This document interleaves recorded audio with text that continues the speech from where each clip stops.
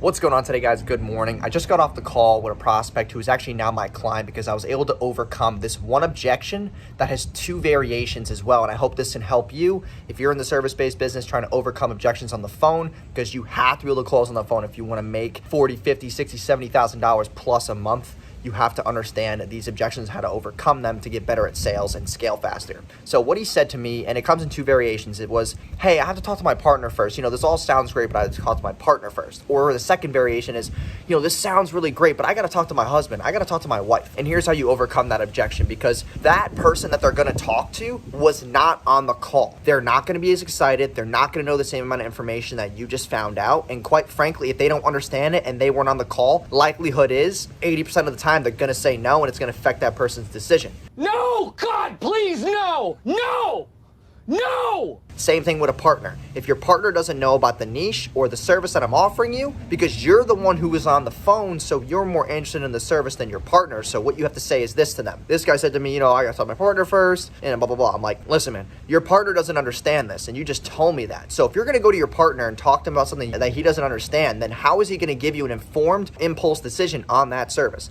How does he know the impact? How does he know exactly what we talked about on this phone call? If this guy doesn't understand it, then likelihood is he's going to say no. And I was able to turn him around in a way that he was able to realize, like, oh shit, all right, fine. Like, my partner doesn't understand it. That is a good point. So now I have to make the decision because I'm a big boy and I can handle it. I'm a big boy. I can handle it. Also, another thing that you can add to that is saying, like, hey, if your partner doesn't agree to a decision that's going to help you grow your business, then that's probably not the best partner to have, and that gets them. When you say that last sentence, that definitely closes it, and that's what closed it for me. For the wife part, it's more so like, hey, I think your wife would be really proud of you if you made a decision today that would put you guys in a better financial decision, would help you grow your business, and, obviously, give you that time freedom that you both want. You told me you had kids, you told me this, you told me you're struggling to pay for this. Well, what if this is able to take care of that? Your wife would be happy, right?